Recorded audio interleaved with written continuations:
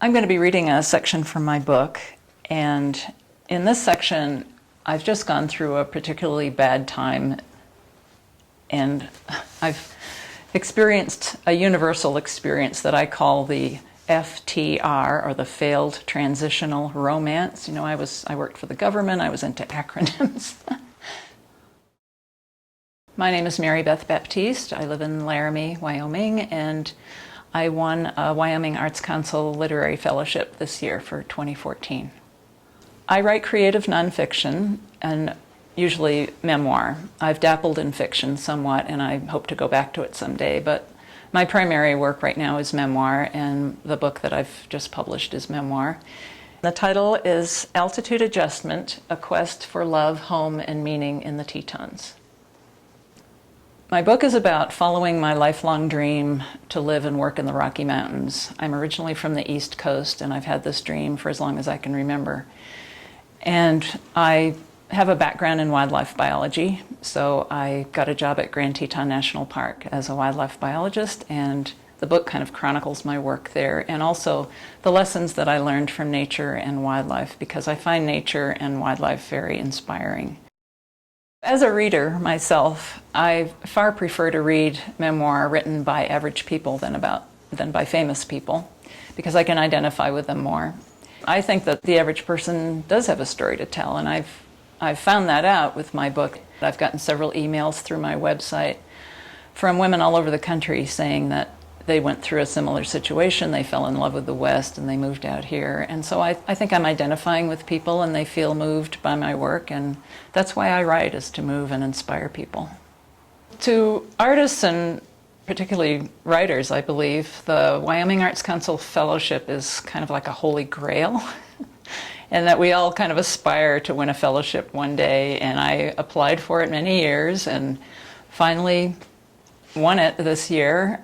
Interestingly enough, I won the fellowship, or found out that I won the fellowship, around the same time that my book was in the process of being published. And I was also realizing that I needed an online presence to promote this book, and I needed a website. And I am nowhere near tech savvy enough to do that myself, so I was able to hire a professional website designer, and he put together a beautiful website for me.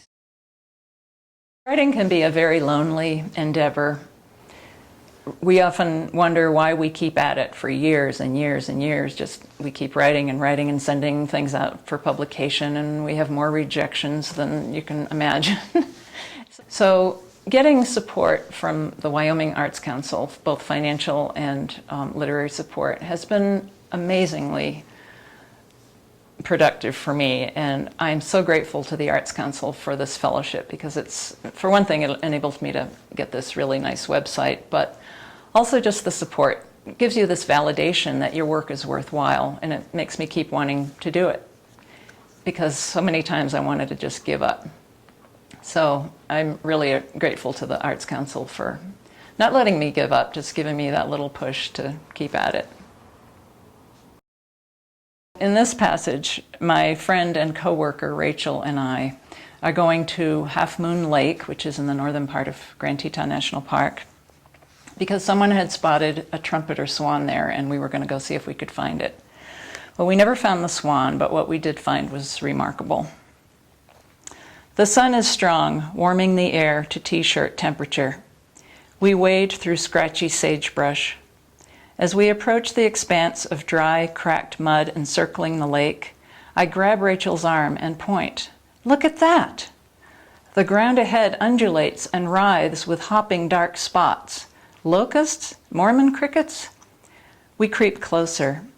Covering the ground are hundreds of baby boreal toads, so many that we have to sweep them aside before we step to avoid squishing them with our boots as we walk.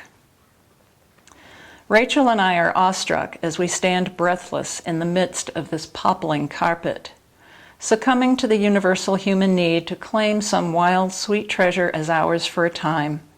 We each squat and grab a toad. My hands close around it in a lopsided prayer position. Holding this warty, throbbing bit of flesh barely bigger than a cranberry, I relish the cool screel of its splayed toes on my fingers. Slowly, I lift the roof of my bent fingers and peer at the toad in the dark cavern of my hand. I feel the need to keep it shaded, fearful that it might perish in the light while it's in my care. It sits on my palm, motionless, drab-eyed, its mouth a cartoonish, downward curved slit. When I was a little girl, my father, returning from a country drive, said he'd held an injured baby rabbit in his hands for a few minutes before setting it back down on the ground, where it would surely die. Horrified, I asked, "Why didn't you bring it home so we could take care of it?" "Mary," he said softly, "that bunny was too sick. You couldn't have made it better." I launched into a hissy fit, pounding my fists on my thighs. "Then why did you pick it up?" He sighed. "I don't know. It was so cute that I just wanted to hold it for a little while." It's called love. I know that now, and I'm humbled. I touch my fist to my chest, then kneel down to release the toad. It bounces away. I think of all the elk, moose, bison, and deer with their offspring that I've seen this summer, and of my treasured trumpeter swans. At a time when I've been wondering if I might ever experience love again, I realize that's exactly what this achy, yearning feeling is that courses through my heart.